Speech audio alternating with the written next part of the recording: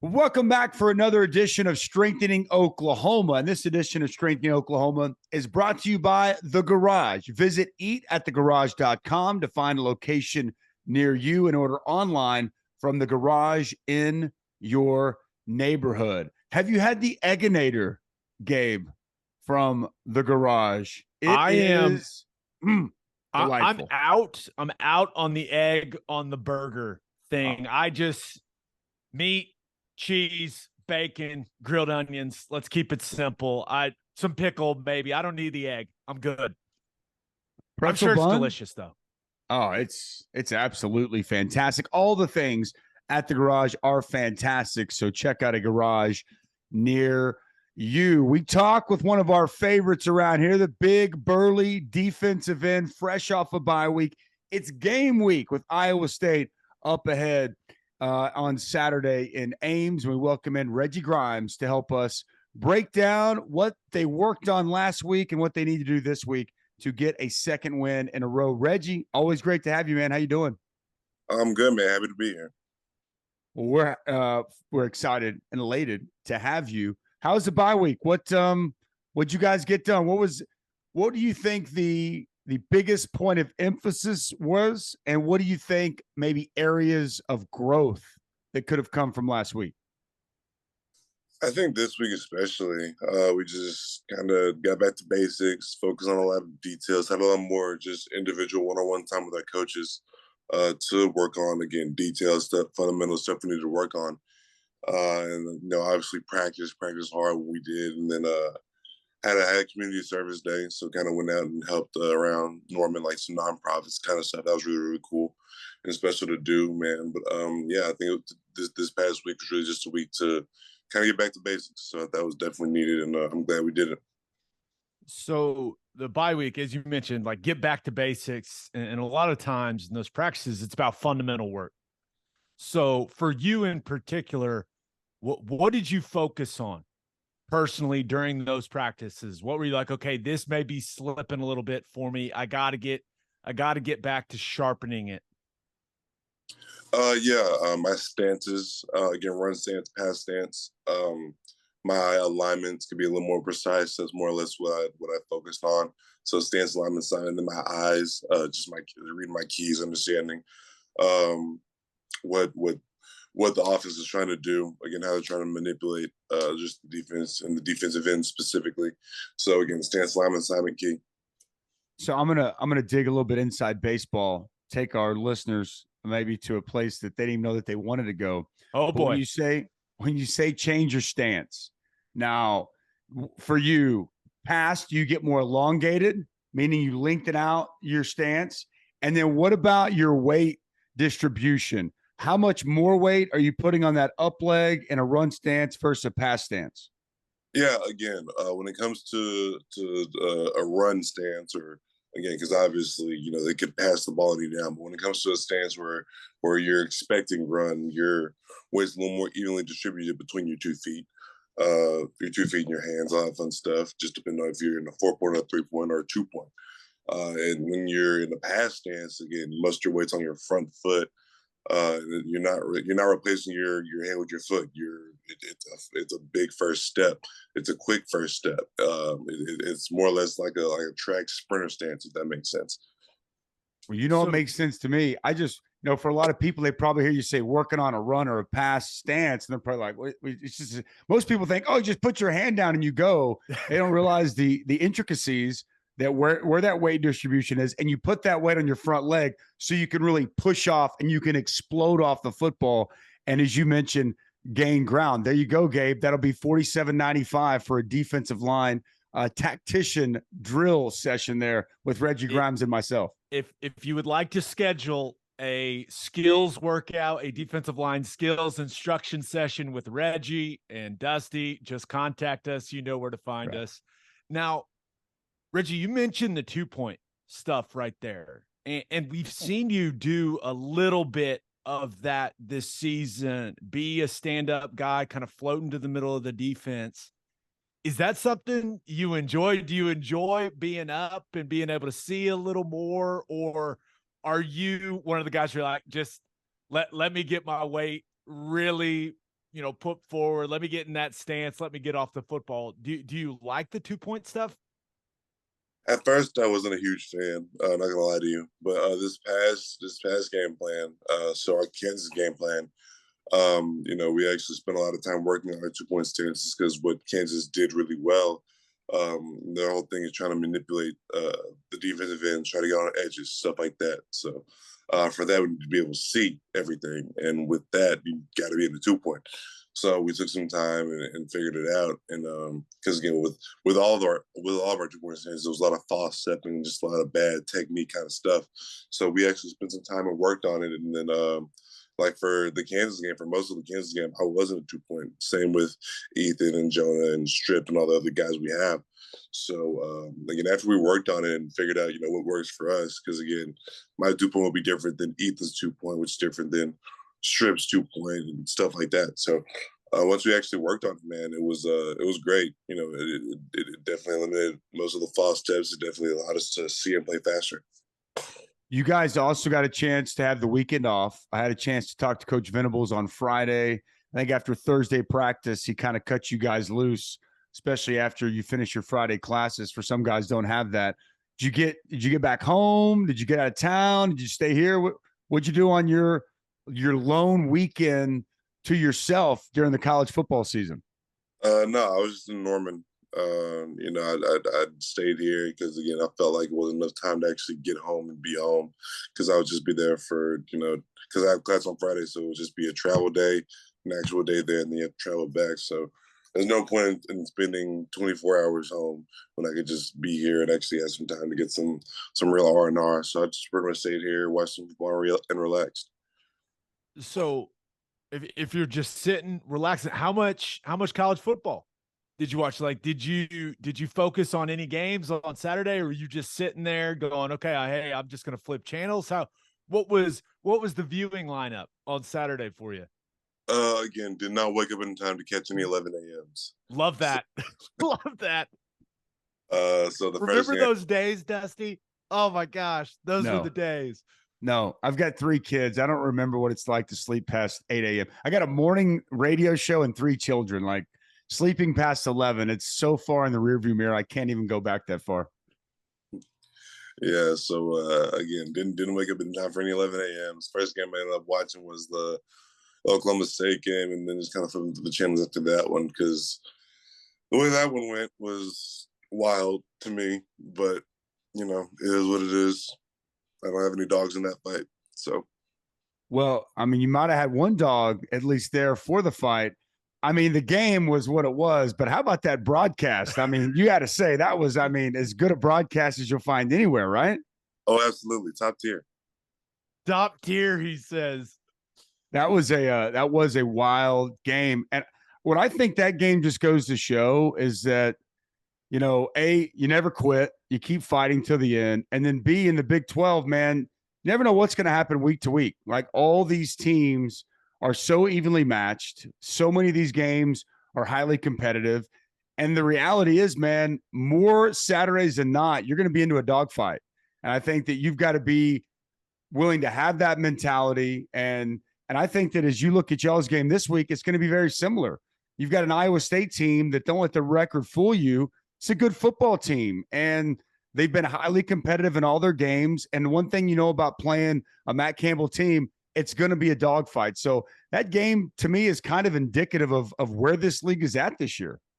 Yeah, absolutely. Again, Iowa State they're 0-4 in the conference, but if you look at their games, they've lost those 4 games by like 12 points, combined 12 points. So again, they all could have gone either way. Especially with Iowa State playing them in Ames, man, they're always going to be a tough out. So again, the key for us is we have to go out. The offense is confident, the defense, and vice versa. We just have to play our game. Now, I know you still have some more prep to do on Iowa State this week, but with what you've seen up to this point, Reggie, what stands out to you about their offense?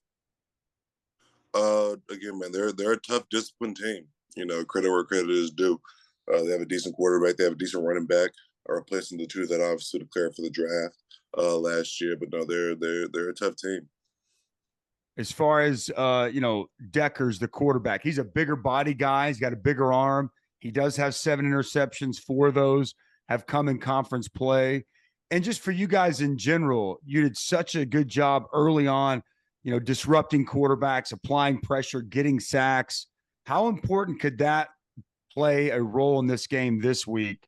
Not even just the sacks, but getting pressure, getting Hunter Deckers, that quarterback who's shown the propensity to throw it to their team, getting them uncomfortable and creating some takeaways.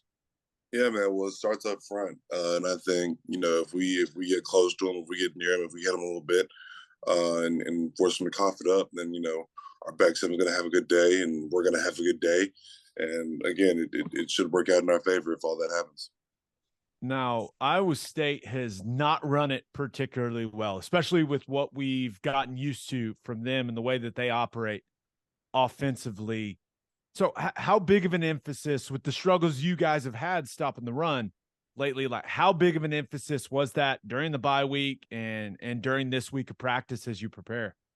Huge, man, because again, if they can't run the ball, if you make a team one-dimensional, then they're easy to beat. So with us, it's just, again, more back to the basics, stopping the run, and then when you get the opportunities to pass rush the passer, then go win. Not that you guys are lacking confidence, but off a bye, playing against this Iowa State offense that's had some struggles this year, is this an opportunity for you guys to kind of really come out of the blocks smoking this final 5-game stretch and as a defense individual, not even as a team, but maybe put together a good performance and really gain some confidence before you hit this final stretch? Yeah, absolutely. Again, we all didn't start this thing together. We had a bunch of guys from a bunch of different places, coaching staff included. But we plan on finishing it together. And I think the main thing about that is just trusting each other. Again, just more building that level of trust that we maybe have had on previous teams, and just going out and playing for each other. I think is the biggest thing, because we know we can do it. We know what kind of team we are. We know what kind of talent we have. But just kind of going out there and executing and playing to the best of our ability. So this is kind of how I was as a player, and I was an offensive guy. I wasn't a defensive guy like you guys, but when you were going into a game and people were really hyping up the other offense, I was always like, okay, we'll show you.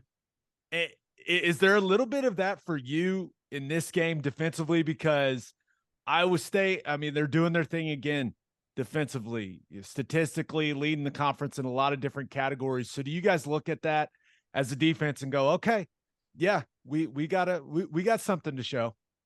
Yeah, absolutely. Because again, it's we all have a chip on our shoulder.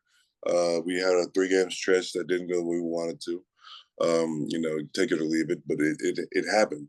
So seeing that and realizing that and understanding that we still have a chance to write our own story as Team 128 is again super, super, super important.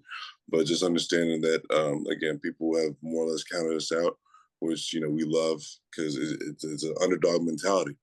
And at this point, it's always been an underdog mentality for most of this year. So it's just kind of going out and proving that we are who we say we are. You've played in Ames before. Gabe and I have played in Ames before. I've also been on the sidelines doing games there. It's a pretty tough place to play. And I don't know if anybody pumps in crowd noise as much as they do there in Ames. They love to use that unbelievable stereo system they have. Talk about maybe some of the disadvantages or some of the issues that comes with playing on the road and what can be a very raucous environment. Yeah, again, man, just with Inject Tri-Stadium in general, man, everything's different. Grass is different. You're gonna look up and you're not gonna see any crimson. It'll just be the guys you brought, and if you're not mature enough, if you're not prepared for that, then it could definitely eat you alive. But if you are prepared for that and understand that, the guys that you have are the guys that are the only people that you need, then you can relish it, because again, it gives you a chance to be able to quiet a stadium, especially on the way in. It's really special, important thing. So once you quiet that stadium, pump out all the noise, and just play to the best of your ability, then it's definitely a really, really, really fun opportunity. So you had the bye. You guys have 5 football games left, right? Did you guys talk about any goals defensively, or maybe just for this game in particular? Have you guys had a discussion about, okay, what are the goals for this defensive unit the rest of the season? Yeah, man, just play together. Don't let the little things beat us, because little things turn into big things. But man, just playing together. As far as just numbers wise, man, obviously you got to stop the run so we can keep them to about 3.3 yards per carry. We'll win the game. It's a good day. If we don't give up, if we give up, I think it's like 1 every 25. Like if that's how many big plays they get, all right, awesome. Okay, if we win the turnover margin, if we get more takeaways, if we just go out and just again play to the level of play to the standard that we've already set for ourselves, and again we'll be fine. Can't wait to see what it looks like, man. I sure hope you guys are able to reach and attain those goals that you have for the rest of the season. Let's get to some fan questions. Fan questions brought to you by Love's Travel Stops. Visit loves.com for more information on the nation's leading travel stop network that's headquartered right here in the great state of Oklahoma. Mark H. wants to know from you, Reggie, can you explain why you wear number 14? Okay. So all throughout high school, I was number 44 until I transferred high schools. Transferred high schools my senior year.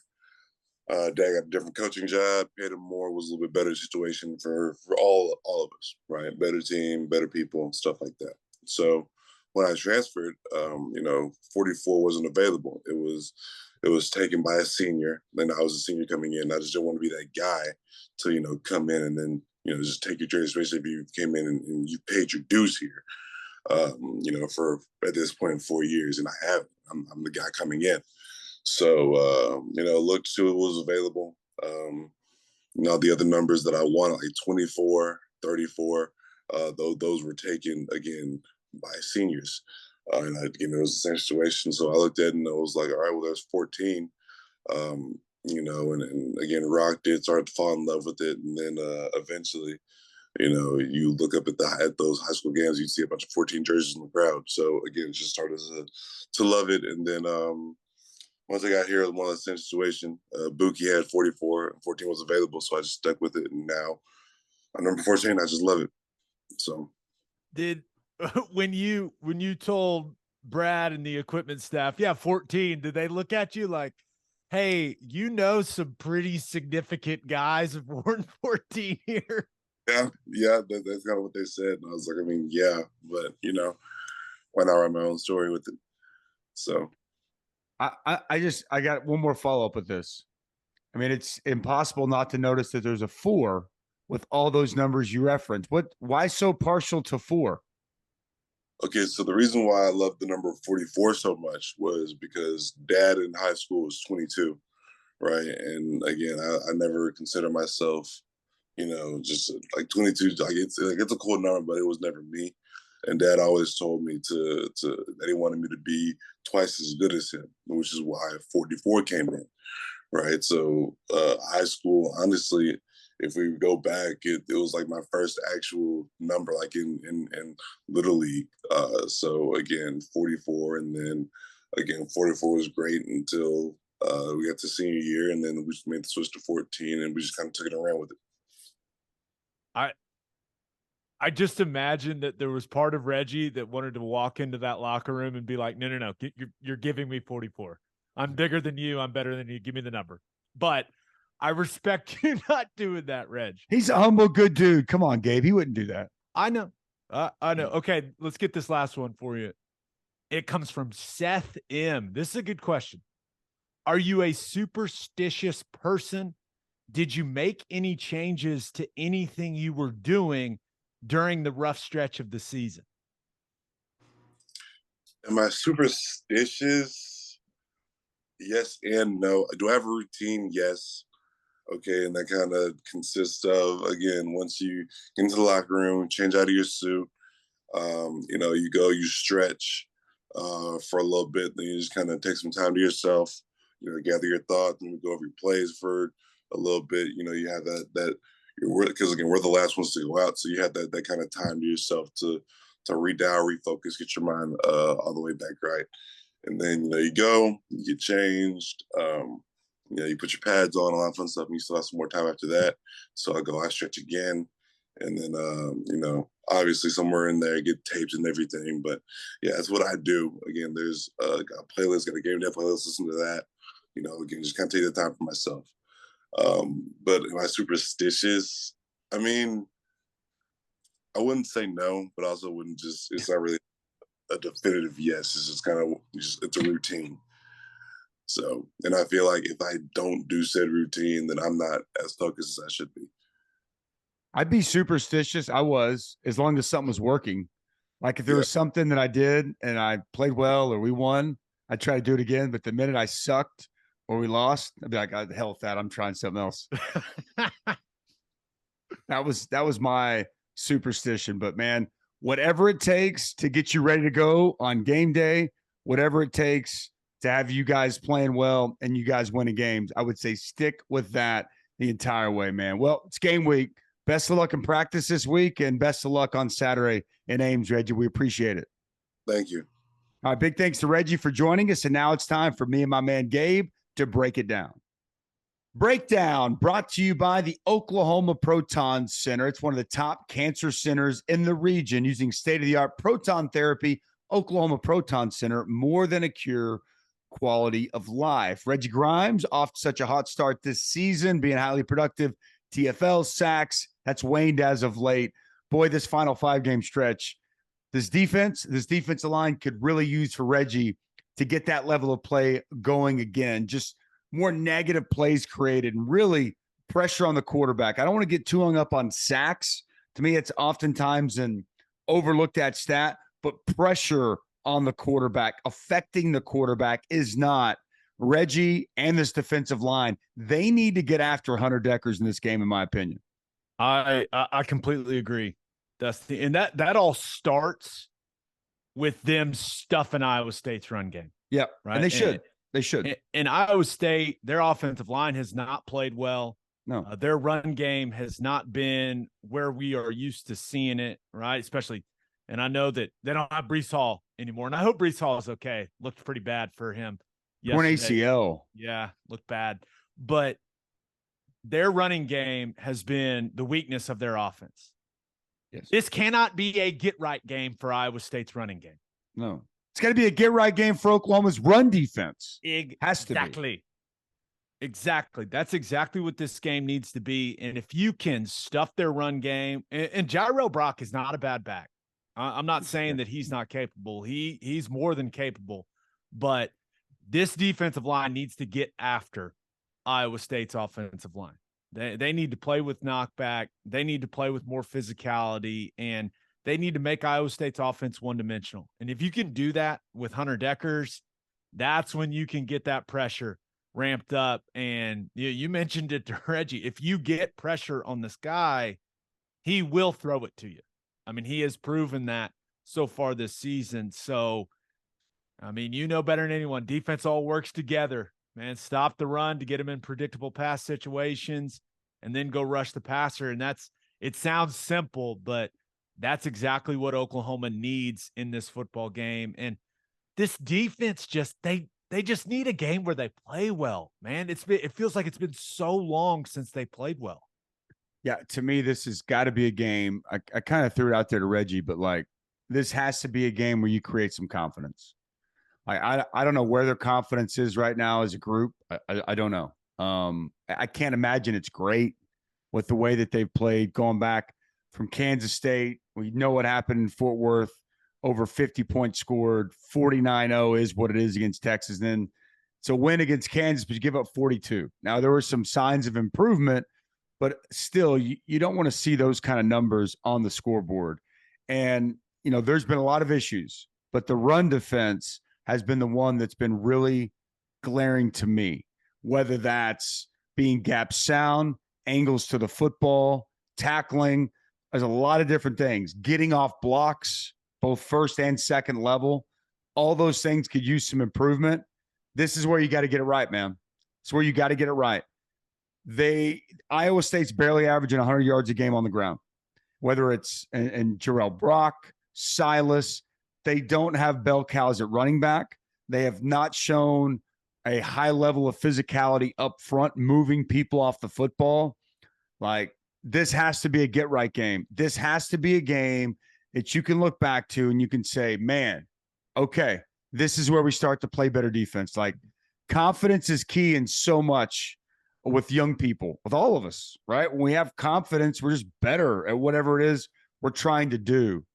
And to me, as much as anything else, stopping the run has to happen and creating some confidence for this final 5-game push. If not now, when? That's what I'll ask you, because I would say this is the worst is the wrong word, but this is the least explosive run game in the Big 12 right now. Is that fair to say? West Virginia at times is showing the ability to run the ball very well. Texas Tech, even at times, they're going to throw it more.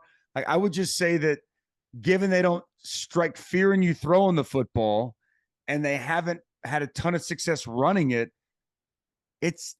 you should have success against this offense, because it's not going to get any easier for the rest of the season with what else you're going to be facing. Now, you've already faced some tough offenses, but again, not trying to ridicule Iowa State in the least, but if there was ever a Saturday where you could get things corrected, it needs to be this Saturday at Jack Trice Stadium. They have to get them corrected because, and I'm not saying that OU's offense is going to get shut out or anything like that, but Iowa State's defense is good again, man. Very good. It is going to be tough. I know a lot of people are looking at these final 5 games going, oh, well, the offense, they got it rolling against Kansas. We'll just outscore everyone, right? I think a lot of people have that mentality right now, which can't make Oklahoma's defense very happy, but it is what it is, right? It's going to be tough to score, right? You're on the road. That DJ at Jack Trice Stadium is going to be bumping the loudest house music you've ever seen. How's that legal, by the way? So loud. It's so loud, and it's a tough environment for an offense to operate. You got that grass that's entirely – like, that grass is too long. That's got to be against regulation. It's ridiculous. So – and they're playing good defense, man, especially at the line of scrimmage. Like, it is an absolute bar fight at the line of scrimmage with their defensive line. I mean, that's what they do, and they're playing the best defense of anyone in the conference. Yep. So, are you going to rack up 40 plus? I hope, but it seems unlikely with the type of defense that Iowa State's playing, especially with them being on their home field. So Oklahoma's defense, you got to step up, right? The other team, everyone's talking about how great Iowa State's defense is, right? They're the standard in the Big 12, and they deserve that because they've been very consistently good on defense. If you're a guy that plays for OU's defense, you got to look at it and go, no. We're going to show we're the best defense in this game. Yep. And they have to be ultra motivated by that. And just, you have to cut out all the mental errors, right? Not being able to get lined up, missing checks. Like, everyone needs to be on the same page and know what they're doing. And if you get beat physically, then so be it, right? That happens. That's football. But the mental mistakes got to go for this defense. And honestly, I'm excited to watch them play, Dusty, because, they've had some time now to hopefully iron some things out. I'm interested to see what they look like on Saturday. It's contrasting styles. You've got one team that is way more offensive predominant, and you've got another team that's way more defensive predominant. And it's what makes such a contrasting style. And yes, I agree. You need to have the mindset that when we walk off that field, we're going to show that we played the best defense today, period, end of sentence. And I love the phrasing you used, because it is going to be a bar fight. That's what it's going to be. It's going to be a fight, okay? And this is the one thing I know about Iowa State. They're tough. It's a tough football team. Okay. And they're starving for a win right now. Reggie said 4 losses, 12 points. It's 14 points and 4 losses. If you go back and watch those games, outside of maybe Baylor, and they got some bad calls in that Baylor game, but outside of Baylor, could have easily won the other 3. Probably should have won that game down in Austin, if we're being completely honest. Could have easily beaten Kansas, missed 3 field goals. Lose by 1 and a knockdown drag out to Kansas State. Like, you are what your record says you are. But to me, Iowa State is better than 0-4 in Big 12 play. Like, don't let that fool you whatsoever. And they're going to fight. It's going to be tough. It's going to be gritty. And we're going to need Oklahoma, this Oklahoma football team, at the line of scrimmage on both sides of the ball, really show some toughness and show some fight, because that's one thing that I feel that I know I'm going to get from Iowa State. And I'm hoping Oklahoma can match that toughness, can match some of that physicality, and match some of that fight that they're going to see from Iowa State in this game. And just like Oklahoma was prior to Kansas, they're starving for a win in Big 12 play. We know how important that game was for Oklahoma to beat Kansas. It's the exact same mindset and approach coming off a bye for Iowa State in this game with Oklahoma coming to town. No doubt. And, they're going to bring physicality to the game, man. It all comes down to, will OU match it and exceed it, right? Can they go on the road in what is going to be a hostile environment? And that place is going to be packed, right? Iowa State fans, you say whatever you want about it. Those people show up no matter what is going on with their team.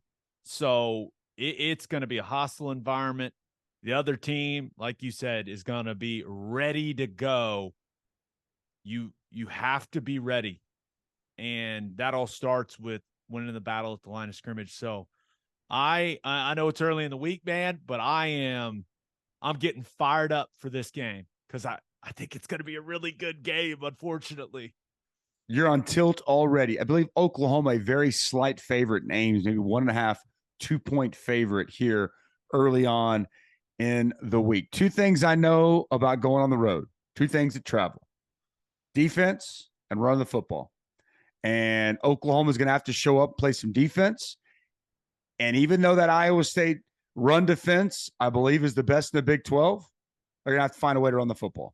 Like, Eric Gray still going to have to be a big piece, big component. Javonte Barnes, that rushing attack. It ain't going to be easy because they are stingy. And like you said, they're tough. But those two components, I think, have to be there for Oklahoma coming up this week. We'll continue to break down this matchup with the Sooners off a bye heading to Ames this week throughout the course of the week. Thanks to Muse Growth Strategies for continuing to help us spread the word about strengthening Oklahoma. And a reminder to subscribe to the podcast on YouTube and wherever you listen to podcasts. When you go check out these, and a lot of you people are watching, we love that you're taking in these videos. The views are looking great. Hit that subscribe button so you get it each and every time they pop up, Monday, Wednesday, and Friday. And again, don't forget about this. You can always go check out our website, strengtheningok.com. You can still contribute monetarily and be a part and impact for all the players we have at Strengthening Oklahoma. We thank you. We appreciate you. And we'll see you guys again next time right here on Strengthening Oklahoma.